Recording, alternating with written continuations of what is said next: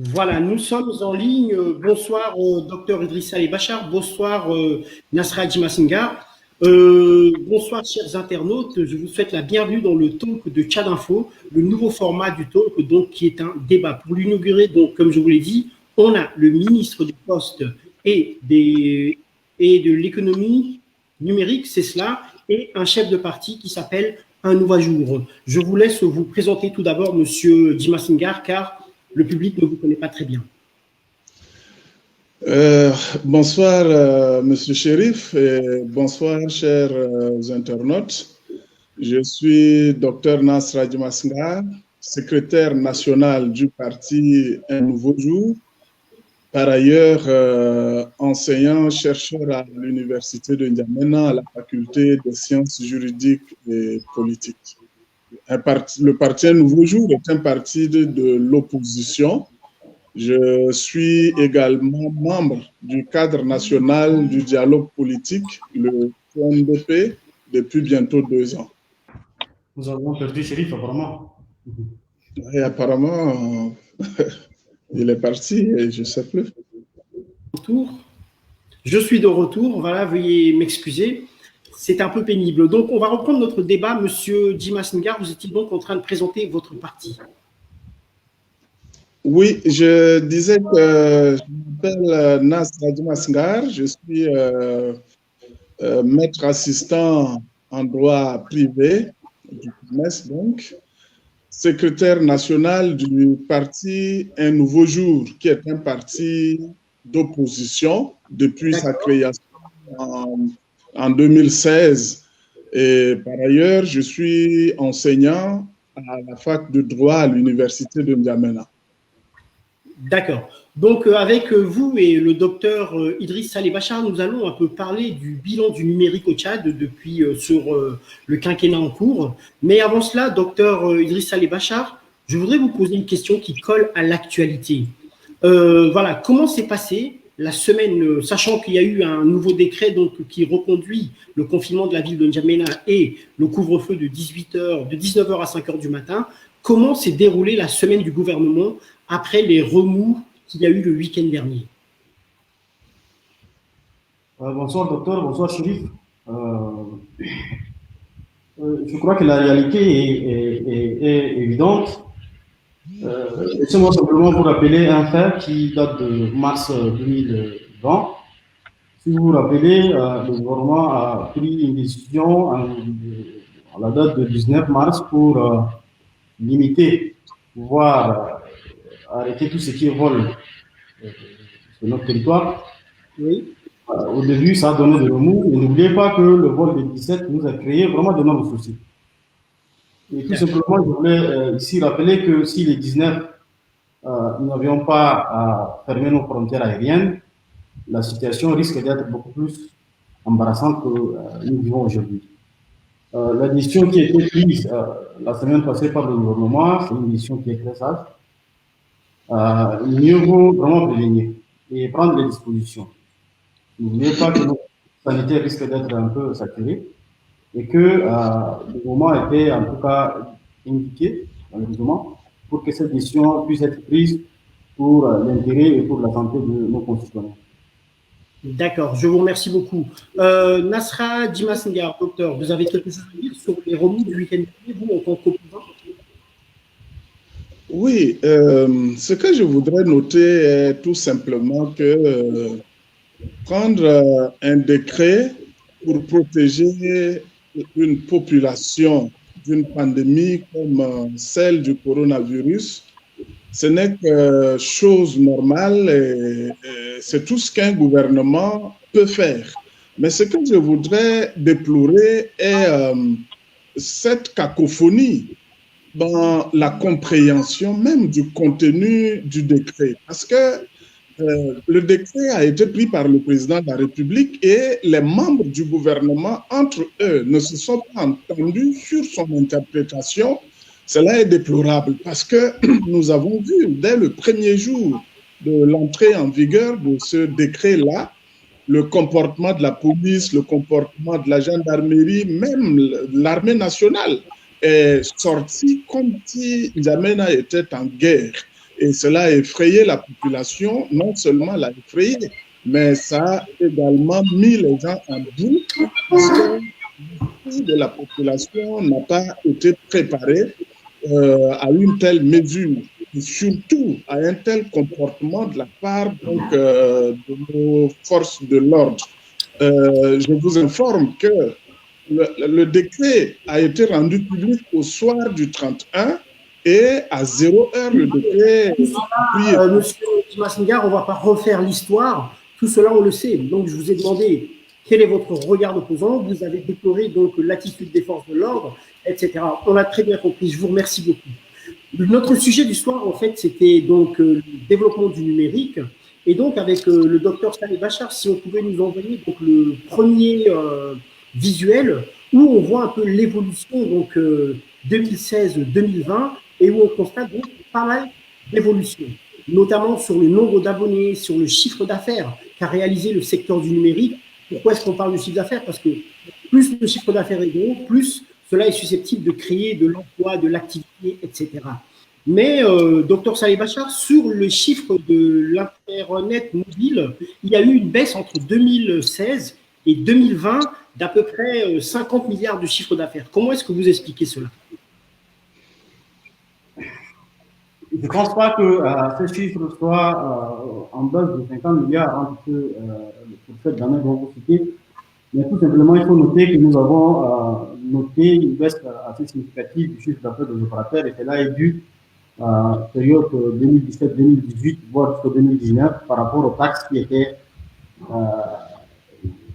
pointées vers le secteur du numérique. Donc, ces taxes-là ne permettaient pas à ce que le consommateur puisse valablement consommer le numérique et ce qui a fait un peu baisser le chiffre d'affaires.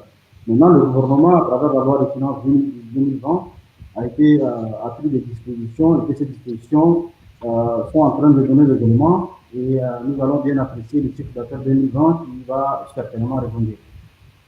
Donc voilà, j'ai retrouvé les chiffres devant moi. En chiffre d'affaires sur Internet, nous sommes passés donc de 17 milliards en 2006 à 27 milliards en 2019. Donc il y a eu une augmentation de 56%. Mais par contre, donc sur le chiffre d'affaires du mobile en lui-même, donc c'est juste les appels 2G, 3G, 4G, nous avons une baisse de 24%. Donc on est passé de 167 milliards à 127 milliards. Ça, c'est les chiffres exacts. Maintenant, pour les autres chiffres, en termes d'abonnés, nous avons un gain de 37%. On est passé de 5 500 000 utilisateurs à 7 millions d'utilisateurs. Donc tout cela, ce sont des chiffres assez corrects. Évidemment, c'est des chiffres assez corrects, mais n'oubliez pas que les consommateurs sont en train beaucoup plus d'utiliser les services de l'Internet que tout ce qui est voix et tout ce qui est SMS. Donc la tendance est que si le chiffre d'affaires Internet monte, bien évidemment, ça veut dire que l'Internet est beaucoup plus utilisé que la voix ou SMS. Donc c'est tout à fait normal, c'est quelque chose qu'il faut prendre en compte et que le chiffre d'affaires de la data qui doit venir combler. Donc à long terme, c'est l'Internet qui va dominer. Donc là, on a une agréable surprise. On a une baisse de 85% pour donc le prix du giga d'Internet. On était à 10 000 francs en 2016. Aujourd'hui, on est dans l'ordre de 1500 francs. Monsieur Massingar, avec votre regard, avec tous ces chiffres que l'on voit, donc ces évolutions positives, l'augmentation du chiffre d'affaires, la baisse donc du prix du giga, le taux de pénétration qui augmente, etc. C'est quand même des choses que on peut féliciter le gouvernement, on peut féliciter le ministère par rapport à ça. Bon, le son n'est pas très bien, mais j'arrive quand même à vous saisir un peu. Ce que je vais noter, c'est que entre les chiffres qui s'annoncent et la réalité de ce qui se passe, je pense qu'il y a un grand écart. Si nous prenons par exemple l'année 2018, selon nos recherches, le taux d'accès à la téléphonie mobile est de 41%. De vos recherches, M. Massingar.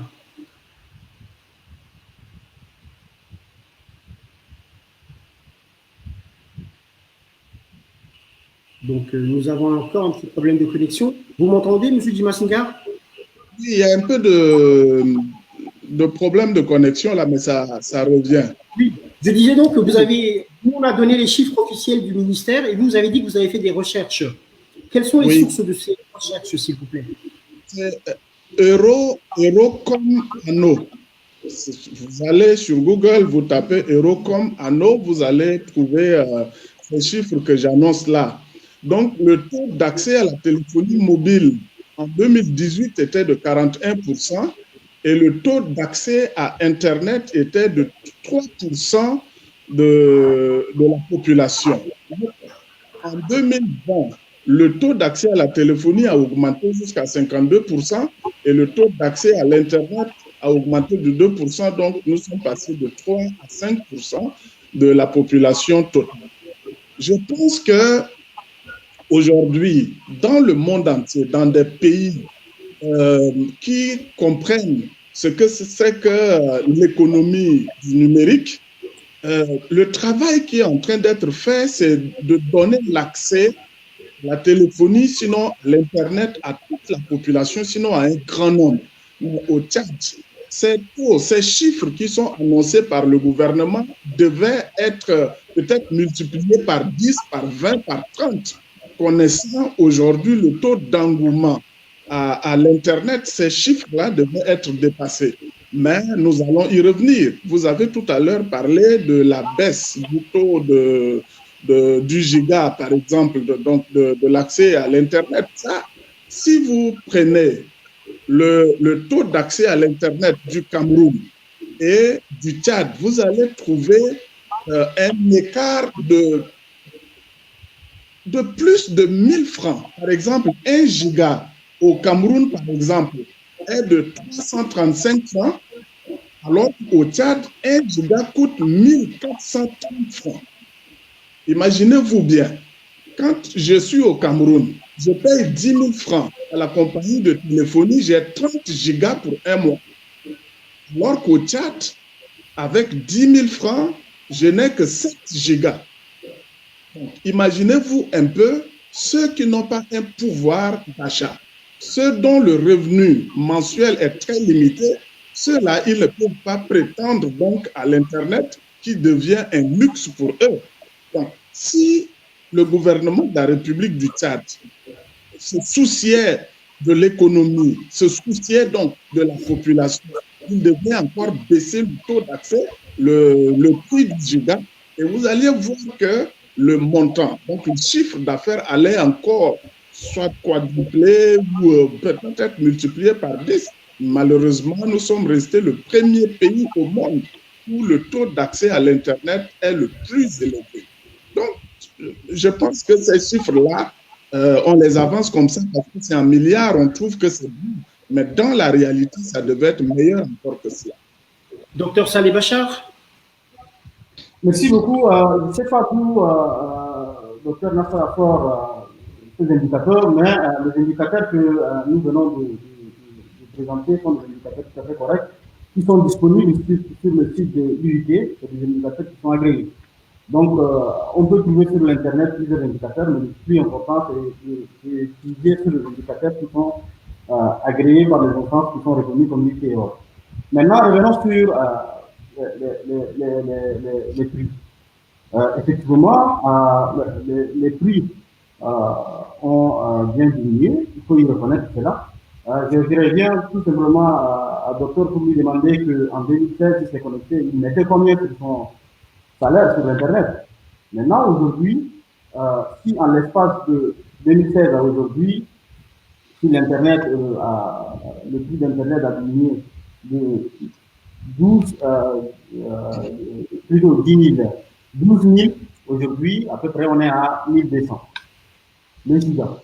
Maintenant, si cette giga, on essaie de collaborer avec des débits assez élevés ou bien de bandes passantes assez élevées, nous revenons le giga à 730 francs. Ça veut dire quoi? Ça veut dire que nous avons effectivement réussi durant les 4 années à faire une diminution qui est tout à fait logique et tout à fait transparente. Je n'ai pas besoin de chiffres pour le trouver. Je suis certain qu'on s'est connecté à l'époque à 15 000 gigas. Aujourd'hui, il y en a à 1200 gigas. Et nous disons simplement que c'est vrai, il y a une baisse qui est assez significative et que cette baisse-là doit continuer. Et ça, nous ne renions pas. qu'il y ait une baisse assez drastique pour que ça corresponde au pouvoir d'achat des Tchadiens. Ça, c'est un débat qu'il faut faire. Et pour cette raison, le ministère, à travers les orientations que nous avons eues, à travers notre plan stratégique, nous sommes en train de travailler pour que le prix revienne sur la fourchette du pouvoir d'achat des Tchadiens. D'accord. Oui. Maintenant, de l'Internet. Je pense que l'Internet, il ne faut pas oublier, hein, en 2008, on est moins de 1%. Aujourd'hui, on est à 14%. Donc, ce qui veut dire que l'engouement est là. Et l'évolution est là aussi. Ben, il va falloir que les dispositions soient prises pour que cet engouement puisse endurer, pour qu'il y ait vraiment des chiffres d'affaires assez réels et que cela puisse contribuer non simplement à naviguer, mais ça puisse contribuer aussi à l'économie. Oui, voilà. Je peux dire un mot, Monsieur Chérif. Monsieur bien sûr, vous pouvez dire un mot rapidement parce qu'on ne va pas passer toute l'émission sur le prix. On voudrait évoquer donc le développement de l'infrastructure et toutes ces choses-là également. Oui, ce que je voudrais retorquer à Monsieur le ministre est que, en bon ministre tchadien, on dit en 2016 c'était plus cher et qu'aujourd'hui c'est mieux. On raisonne comme si le Tchad aujourd'hui vivait en vase clos, alors que les Tchadiens voyagent, les Tchadiens interagissent avec d'autres pays. Donc, lorsqu'on se rend compte, par exemple, qu'au Cameroun, je l'avais déjà dit, avec 10 000 francs, vous avez 30 gigas. Et qu'au Tchad, avec 10 000 francs, vous avez 7 gigas. Il a dit qu'un giga au Tchad coûte 1200, ce qui n'est pas vrai. Parce que quand vous prenez 10 000, vous divisez par 7, vous trouvez 1430 francs. Et ça, c'est le taux le moins cher. Mais quand avec 2500 francs, chez RTL, vous avez 1,5 giga. Ça veut dire que c'est au-delà de 1500 francs du giga. Donc, déjà à ce niveau-là, je pense que s'il faut comparer avec le revenu mensuel du Tchadien moyen, on ne peut pas. L'Internet devient un luxe pour le Tchadien et cela est à déplorer. Nous ne devons pas, en tant que gouvernement, en tant que gérant, le premier responsable, on ne peut pas dire il y a quelques années en arrière, c'était plus cher et qu'aujourd'hui, c'est mieux et tout. Je pense que ce n'est pas comme ça. On doit regarder le niveau du salaire du Tchadien lambda. On doit regarder dans les villages, dans les fériques, comment les gens vivent, quels sont leurs revenus et travailler en sorte que le Tchadien moyen puisse bénéficier également des bienfaits de l'Internet. C'est comme ça qu'on devait plutôt réfléchir, mais pas dire qu'il y a quelques années, c'était plus cher et qu'aujourd'hui, c'est mieux. Moi, je crois, docteur, moi, ce que je suis en train de dire, c'est que je suis en train de raisonner, certes, en tant que chef de département de l'économie, mais n'oubliez pas non plus que je suis aussi un ancien chercheur comme vous. Heureusement que je n'analyse pas dans le cadre d'opposition. Tout simplement, il faut voir les choses assez simplistes et il faut raisonner, analyser sans prendre de parti. Tout simplement, si en 2018 ou bien en 2017, vous appelez à 200 francs la minute, aujourd'hui vous appelez à 60 francs la minute. Si en 2018, vous étiez à 12 000 francs, aujourd'hui vous êtes à 2 000 francs, il va falloir bien évidemment reconnaître avec sagacité qu'il y a une évolution assez cohérente. Et que cette évolution-là, il faut tout simplement dire que les actions ont été faites pour qu'il y ait cette évolution-là. Maintenant, ce qu'il faut noter, c'est qu'il va falloir que cette évolution suive et que ça corresponde, comme je viens de le dire, au pouvoir d'achat de nos concitoyens. Maintenant, vous dites que 7 gigas, vous divisez 10 000, vous divisez par 7 gigas, vous avez 1400, tout ça. Ben, prenez 45 gigas et divisez sur le montant, vous allez trouver moins de cela. Prenez 28 gigas, vous allez trouver moins de cela. Ne faisons pas de mathématiques, raisonnons, monsieur le docteur. L'idéal, reconnaissons qu'il y a une évolution qui est là. Cette évolution doit suivre et que cette évolution doit être pragmatique et doit répondre aussi aux attentes de nos concitoyens. Voilà, oui, merci. Allez-y, docteur Nasra. Oui, je voudrais tout simplement dire à monsieur le ministre, je suis d'accord qu'il y a une évolution. Je pense qu'il faut être honnête, c'était plus cher hier, aujourd'hui il y a une diminution. Mais lorsqu'on fait la comparaison, j'ai dit que le Tchad ne vit pas en vase clos. Nous vivons dans la sous-région. avec les autres et nous voyons ce qui se passe autour de nous. Est-ce que Monsieur le ministre peut objectivement nous dire ce qui justifie ce montant très élevé du coût d'accès à l'Internet au Tchad? Pourquoi cela?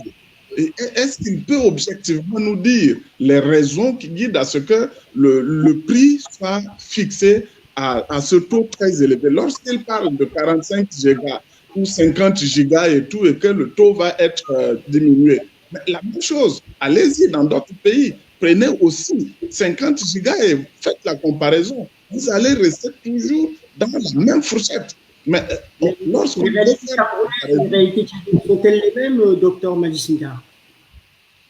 Qu'est-ce que vous dites? Je ne vous entends pas bien. Les réalités camerounaises, pays auquel vous avez comparé le Tchad, et les réalités de chez nous, sont-elles les mêmes? Je ne pense pas. Non, mais la comparaison avec tous les pays, parce que le Tchad, c'est un pays qui est désenclavé. Les mêmes. Prenez le pouvoir du Camerounais et le pouvoir du Tchadien, et vous allez voir quel est le niveau du salaire d'un fonctionnaire camerounais et quel est le niveau du salaire d'un fonctionnaire tchadien. Faites la comparaison. Et dites-nous que, monsieur le ministre, nous dise pourquoi ce taux est élevé. Docteur, je crois qu'il faut faire la comparaison avec les pays qui ont le même nomenclature que nous. N'oubliez pas que nous, on est un pays désenclavé.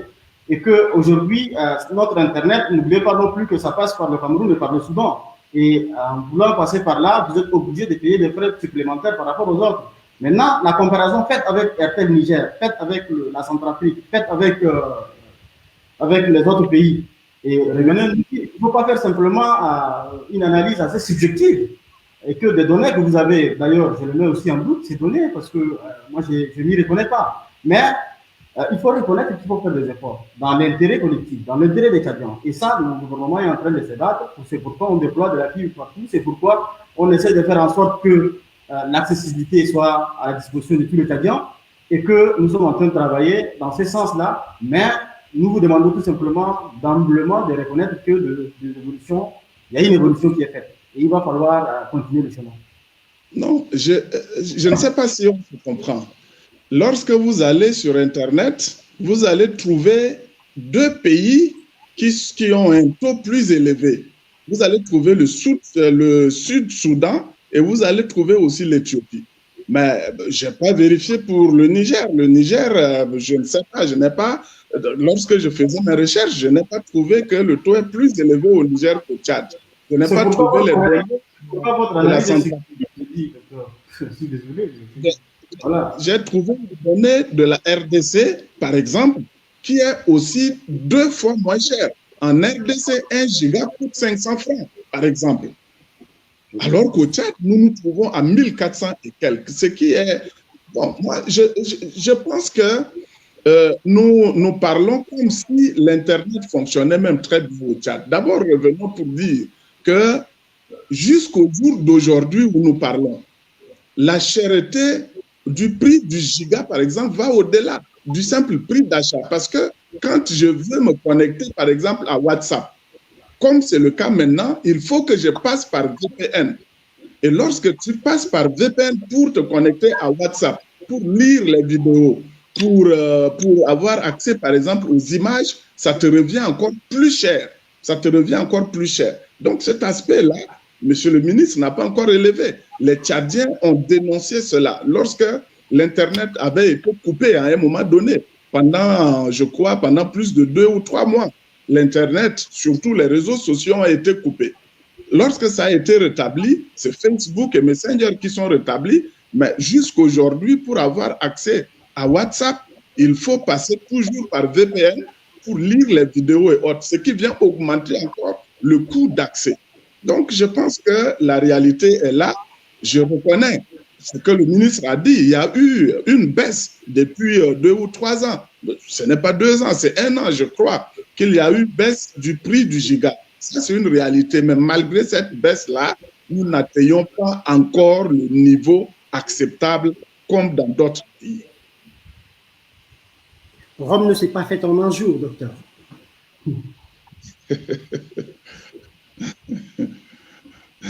Donc voilà. Parlons de manière un peu plus large donc, du développement du numérique. Docteur Idriss Saleh Bachar, Vous avez écrit dans le bilan donc 2016-2020 sur lequel nous avons, mon équipe et moi, travaillé ces derniers jours, que aujourd'hui la volonté politique du maréchal du Tchad s'est concrétisée lorsque l'on voit le développement du numérique. Expliquez-nous cela. Expliquez-nous en quoi est-ce que ça tient. Je reviens un peu en 2016 pour un peu parler de cette volonté politique du président de la République qui prônait et que cette vision, en tout cas cette ambition et cette volonté est reflétée par la vision qu'il avait en matière du numérique. Et cela se résume en fait à faire en sorte qu'on arrive à parasiter la marche du cadre vers l'économie numérique tout en consolidant le rôle de poste et de PIC dans le développement socio-économique de notre pays. Cette mission a été traduite aussi en objectifs et qui sont inscrits dans son programme politique de 2016 et qui se reposait sur 7 ou 8 actions.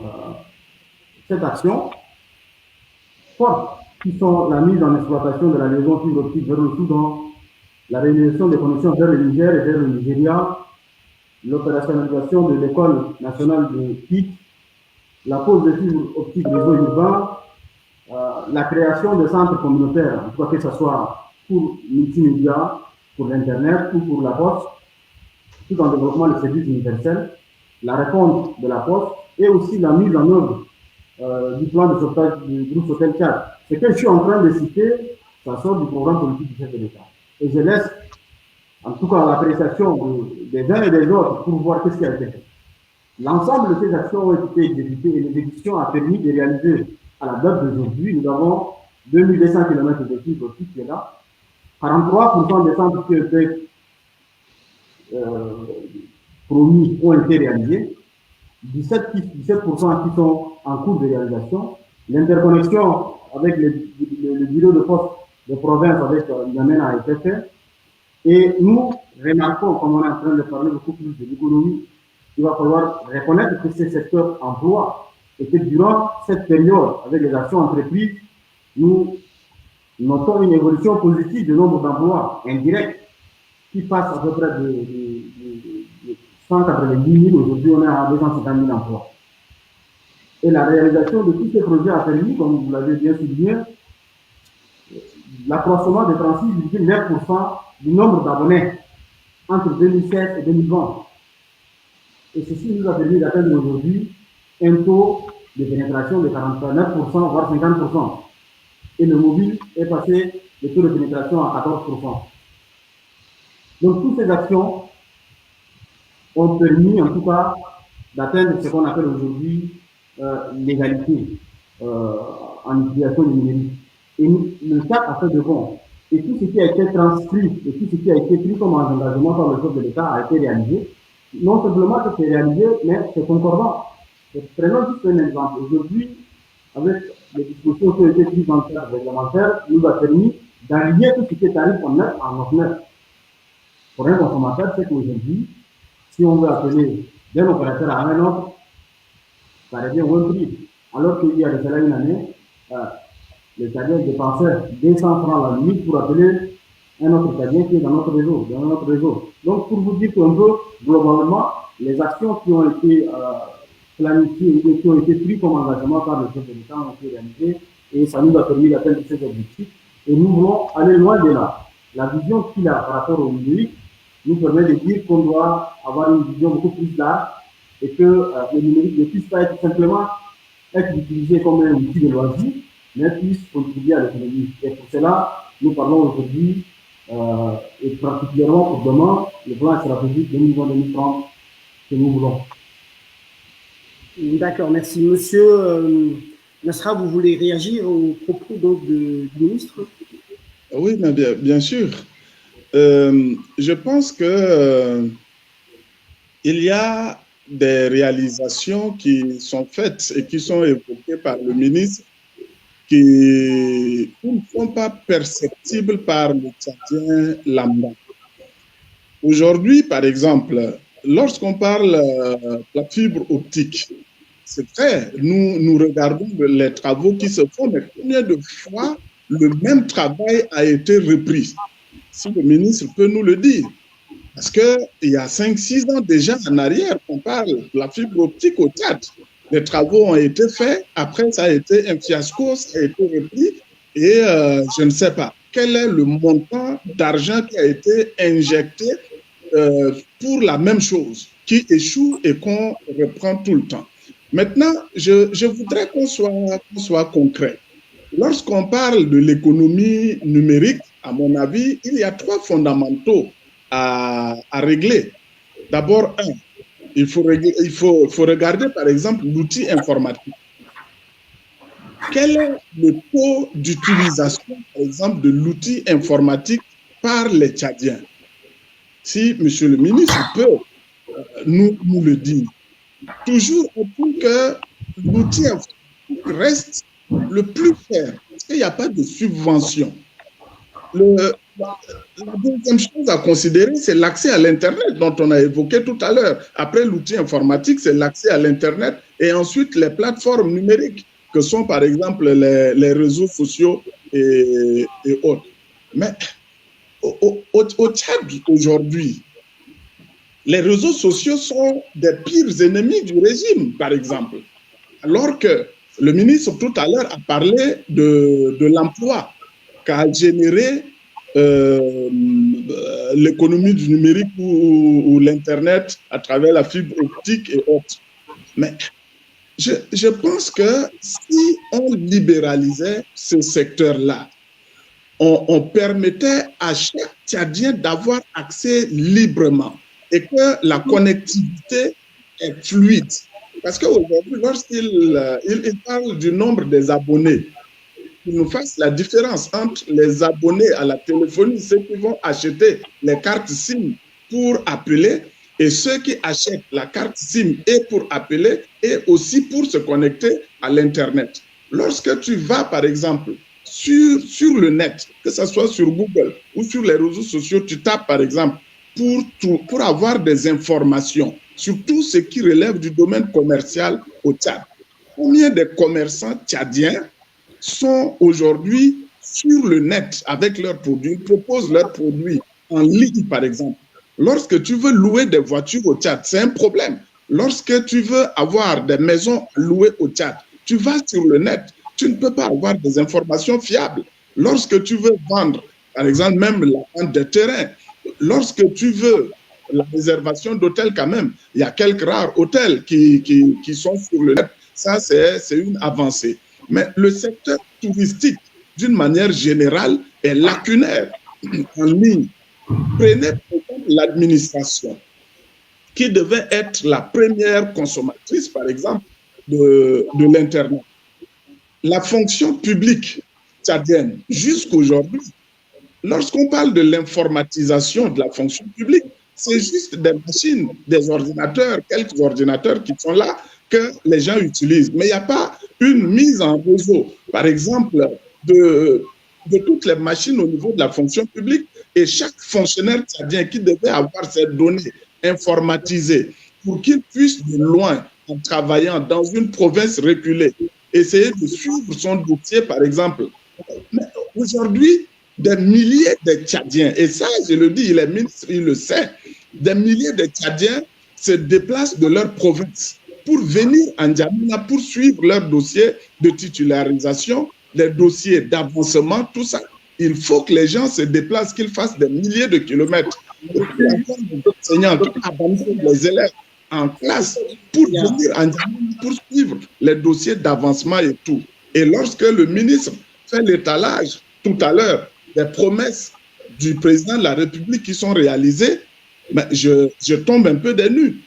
Bon, et il me dira que des efforts sont en train d'être faits pour que ça avance. OK, je suis pour que des efforts soient faits. Mais ces efforts-là sont tardifs, malheureusement, parce que ce n'est pas aujourd'hui. Ce n'est pas aujourd'hui que nous devons être au niveau où nous sommes aujourd'hui là, malheureusement. Le secteur de l'économie numérique est un secteur tout jeune. J'ai l'impression que vous voulez, une fois de plus, transposer donc la situation d'un Dubaï qui travaille à 100%, son administration est à 100% sur donc, les réseaux, Vous voulez comparer une situation comme celle de Dubaï à celle du Tchad. Est-ce que c'est concevable? Est-ce que c'est réaliste de réagir ainsi? Moi, si vous permettez, c'est pas ce que je dis. Il y a un minimum. Je pense que avec l'argent qu'engrangent les finances tchadiennes aujourd'hui, on peut être en mesure au moins d'alléger la peine de la population. Au moins de permettre, comme je l'avais dit, j'ai pris l'exemple, par exemple, du commerçant. Lorsque vous voyagez au Cameroun, lorsque vous allez au Sénégal, vous avez pu voir le plan de développement stratégique qu'il y a. Bon, je l'explique. Je vous reçois mal. Le docteur est en train d'aller sur le plan de développement. Ce que je retiens par rapport à son dernière intervention, c'est que, comme je disais tout à l'heure, nous, on est un pays enclavé, il ne faut pas nous oublier de ça. Ce qu'il faut aussi noter, c'est que la fibre optique qu'on est en train de déployer, docteur, je vous rappelle, et j'insiste pour dire qu'on va encore faire des travaux et encore faire des déploiements. La fibre, ça ne veut pas dire simplement qu'on fait un seul tronçon, il amène à Doba de l'autre côté pour se relier au câble sous-marin de l'autre côté. Mais on est obligé encore de trouver d'autres voies et moyens. On est obligé d'interconnecter tout le Tchad. On est obligé de faire en sorte que la fibre puisse être valablement disponible. Et je reviens pour vous dire qu'aujourd'hui, si la fibre, l'État n'avait pas déployé la fibre, il serait très compliqué de faire cette émission-là à cette heure-ci. N'oubliez pas, donc même nos données actuellement sont en train d'être véhiculées sur la fibre dont vous êtes en train de parler. Et le développement d'infrastructures doit toujours continuer pour que l'accès puisse être vraiment démocratisé. Pour que le prix revienne encore plus bas, on est obligé toujours de déployer l'infrastructure et soyez rassurés que la fibre, vous allez encore voir de chantiers dans ce sens-là et que ceci nous permettra de gagner en tout cas de points et atteindre nos objectifs. Autre chose qu'il faut noter, oui, il y a l'Internet. Oui, nous avons la connectivité. Derrière, il faut qu'il y ait des applicatifs, il faut qu'il y ait des services. Et ça, il va falloir que l'entrepreneuriat tchadien puisse développer des outils dans ce sens-là. Il faut qu'il y ait plus de contenu. Il ne faut pas qu'on échange simplement sur les réseaux sociaux. Il ne faut pas qu'on fasse ici. Mais créons de l'emploi, créons de la richesse, créons de contenu. Et c'est dans ce sens-là que le ministère, à travers l'ENACID, nous avons créé un pôle qui est en train avec des étudiants, on est en train de travailler. On a à peu près une centaine d'étudiants qui sont en train de se former dans le cadre de développement des contenus. Et là, on ne doit pas s'arrêter simplement au niveau de l'État. C'est-à-dire que c'est le privé qui doit beaucoup plus développer et mettre ces services-là à la disposition des Tchadiens et que ces Tchadiens puissent utiliser. Maintenant, en ce qui concerne l'État, le projet EGOU nous a permis d'interconnecter à peu près 23 départements ministériels. Nous avons l'intranet au niveau de ces différents départements ministériels. J'aurais bien voulu parler de choses beaucoup plus futuristes que parler d'intranet, mais il faut reconnaître aussi qu'on vient d'où. Donc, ceci étant dit, tout ça nous permettra en fait de valablement contribuer et de développer les unités. Donc, il faut qu'il y ait l'infrastructure, il faut qu'il y ait des contenus, il faut qu'il y ait aussi des services. Tout cela, jumelé, nous permettra d'avancer. Il ne faut pas aussi non plus reconnaître que ce secteur-là, c'est un secteur qui emploie. Et ces emplois, ce ne sont pas des emplois fictifs, docteur. Et il faut reconnaître que ce secteur contribue réellement sur le budget de l'État, sur l'économie nationale.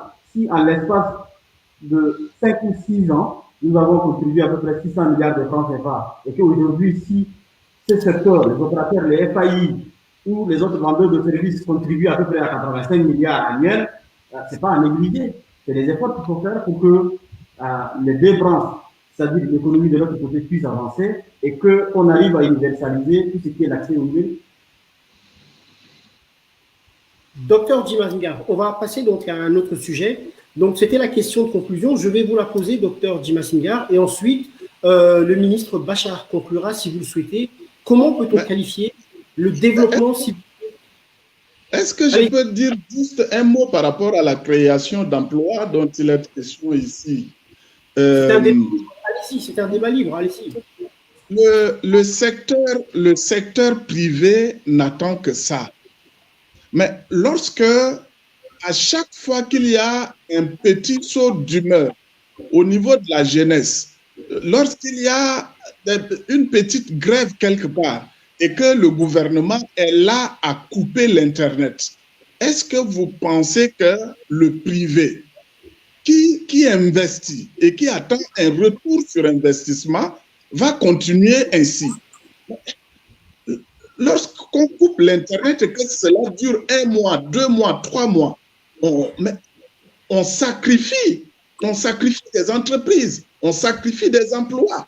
Lorsque... Non, je peux me permettre, docteur, quand est-ce que ça a été coupé 3 mois? Il ne faut pas dire comme ça. Il faut que vous êtes un homme politique quand même. Hein? Quand est-ce que l'Internet a été coupé 3 mois? En 2018, ça a été coupé, ça a duré combien de mois? En 2020, lorsqu'il y a... Il ne faut pas confondre l'Internet et les services sociaux. Hein? Oui, non, je dis en 2020, lorsqu'il y a coupure des réseaux sociaux. Mais aujourd'hui, mais allez-y seulement... Monsieur le ministre, allez-y seulement sur votre page Facebook. Regardez la file d'actualité, regardez aussi la story. Vous allez voir le nombre de personnes qui passent juste par story là pour proposer des gammes de produits à la vente. C'est une sorte de publicité qui se fait là-bas. Donc, ne pensez pas que lorsqu'on passe par Google, tout simplement, qu'on peut proposer des choses à la vente, mais même par les réseaux sociaux, les gens font des publicités, ils proposent des choses à la vente et que cela est un manque à gagner énorme. Je vous ai dit tout à l'heure que jusqu'à l'heure où nous parlons, pour utiliser WhatsApp, il faut passer par VPN. Et tout. Vous avez parlé, par exemple, de 600 milliards que le Trésor public a engrangé entre 2016 et 2020. Mais lorsque pendant cette pandémie, nous en sommes encore là, les élèves et les étudiants qui sont bloqués à la maison ne pouvant pas aller à l'école, ils ne peuvent pas faire des formations en ligne. C'est quelques rares écoles qui peuvent donner des cours en ligne. Le reste ne peut pas, tout simplement parce que beaucoup d'élèves, 95% d'élèves tchadiens, ne peuvent pas avoir accès à Internet à cause de son coût qui est très élevé. Qu'est-ce que vous en dites, monsieur le ministre?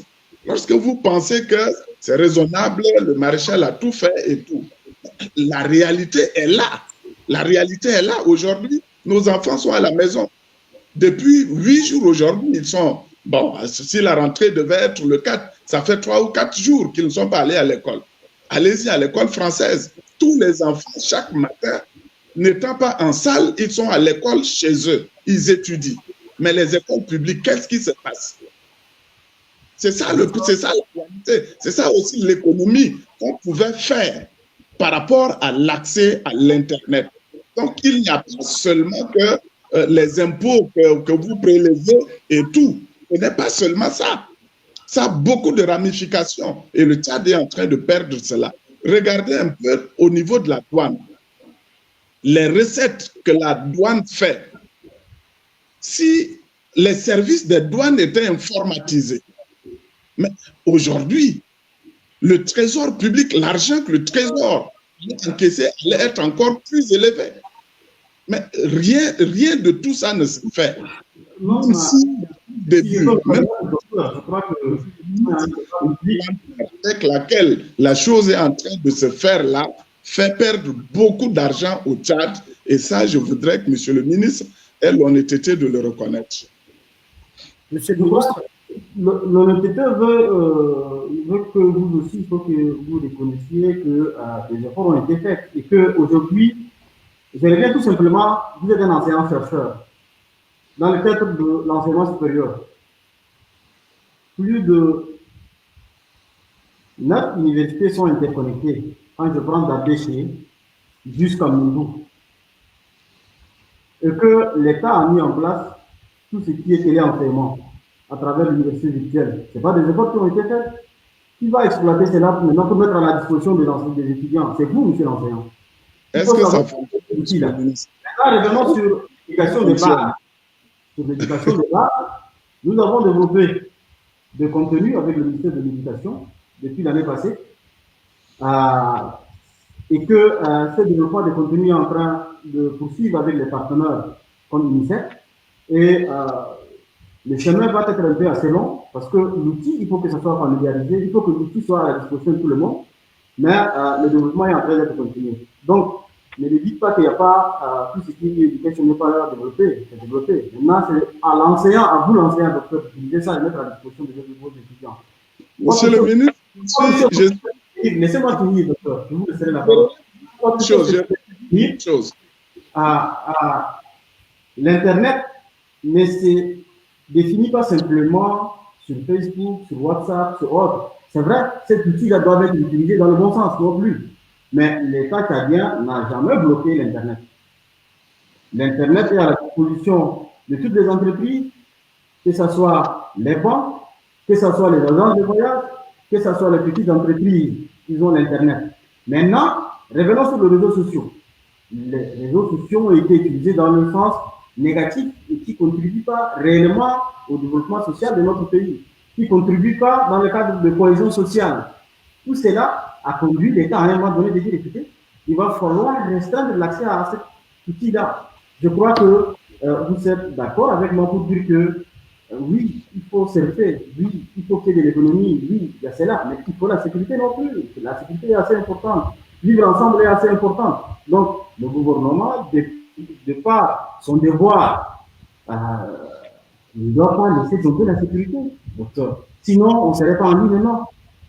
Je suis d'accord avec vous lorsque vous parlez de la sécurité, mais tout ce qui s'est passé là, quelquefois, quand c'est des enfants qui s'insultent sur les réseaux sociaux, quand c'est des femmes qui commencent à insulter quelques personnes sur les réseaux sociaux, on coupe et tout. Je pense que le travail d'éducation qui doit être fait par le gouvernement n'a pas été fait. Et ce n'est pas en coupant les réseaux sociaux que sensibilisons les jeunes à utiliser, docteur. Sensibilisons les jeunes à utiliser les réseaux sociaux dans le bon sens. Permettez que je dise une chose. Permettez. Tout à l'heure, vous avez dit que je suis enseignant et que ces outils-là existent. Vous avez interconnecté les universités et que des cours peuvent se faire en ligne. Je suis d'accord. À l'université de N'Djamena, il y a eu une journée qui avait été organisée par le président de l'université avec les enseignants que nous sommes pour...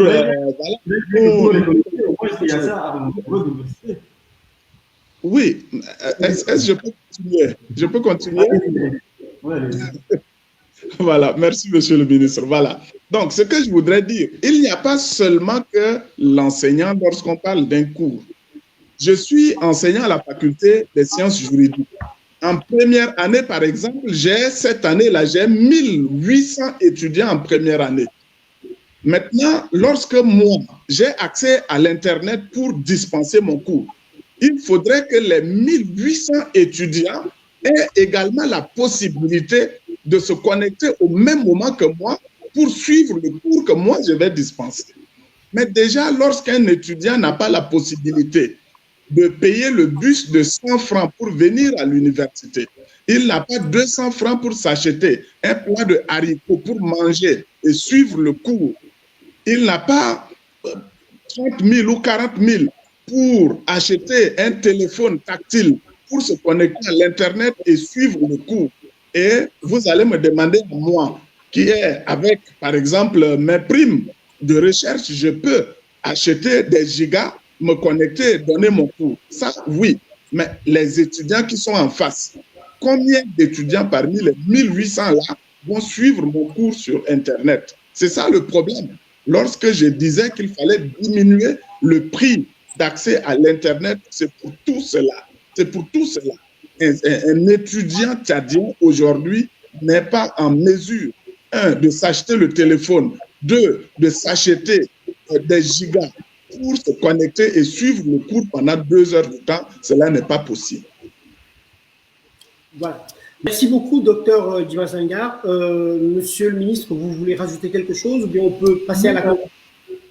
Tout simplement, ce que je voulais, peut-être ça pourrait aller vers la conclusion, mais nous prenons note et nous sommes conscients que l'accès, que ce soit à l'outil, que ce soit au service, est assez borné. Et que cette évolution qui est réelle doit continuer pour que l'accès puisse être démocratisé. Raison pour laquelle nous sommes en train de travailler dans ce sens et que le plan stratégique que nous sommes en train de finaliser va nous amener vers là. Et tout simplement, ce que je voulais ajouter pour rassurer le docteur ici, c'est que dans ce plan stratégique, il y a un axe qui est dédié uniquement au développement de contenu et aussi tout ce qui est à la vulgarisation et à l'appropriation des outils. Et dans le cadre de l'enseignement supérieur, il est prévu que d'ici 2025, l'outil puisse être mis à la disposition des étudiants via des subventions, via d'autres formes. On est en train d'analyser, ça va venir. On est en train de travailler dans ce sens-là. Mais pour l'instant, qu'est-ce qu'on peut faire, nous, en tant qu'enseignants? C'est-à-dire que nous pouvons tout simplement mettre nos cours en ligne. Ceux qui peuvent avoir accès puissent avoir accédé à ces cours-là. Ceux qui n'ont pas les moyens d'accéder, l'État va les accompagner à travers le projet dont je suis en train de parler. Et aussi au niveau de l'université de Niamey, vous avez parlé de l'université de Niamey, il y a une salle qui est dédiée uniquement pour les étudiants pour la connectivité. Ils peuvent venir se connecter en attendant que l'État trouve les moyens pour leur donner les outils nécessaires pour qu'ils puissent se connecter. Donc, il y a déjà des efforts qui ont été faits et je suis conscient et nous sommes conscients et le chef de l'État a donné des orientations assez claires qui ont conduit à l'élaboration de ces plans stratégiques que nous comptons mettre en œuvre et justement que ces plans stratégiques puissent permettre aux Tchadiens d'accéder à l'outil et aux services numériques. Et le plus important, que ça contribue aussi à notre économie. Voilà, merci beaucoup, Monsieur le Ministre. Nous voulions en fait, pour conclure, parler donc du plan de développement stratégique. Malheureusement, le temps qui nous a imparti est passé. En tout cas, je vous remercie, Dr Jim Sangar. Je vous remercie, Dr Bachar, pour ce débat de haute tenue. J'espère que vous avez dit tout ce que vous avez à dire sur l'évolution et le développement du numérique au Tchad. En tout cas, il y a ce document 2016-2020 qui a été publié par le ministère, très intéressant pour donc, les internautes qui regardent et qui s'intéressent à ce secteur donc, de l'économie. Ils peuvent se le procurer donc, au niveau du ministère. Je vous remercie tous les deux donc, pour votre participation, pour vos riches contributions. Je remercie également les nombreux internautes qui nous ont suivis. Et puis, on se dit à la semaine prochaine pour un autre numéro du Talk Débat. Je vous souhaite une excellente soirée à toutes et à tous. Merci beaucoup, merci, docteur, pour le débat. Merci beaucoup. Merci, monsieur le ministre. Merci, monsieur Chérif. À la prochaine. Merci, à la prochaine. Merci. Merci.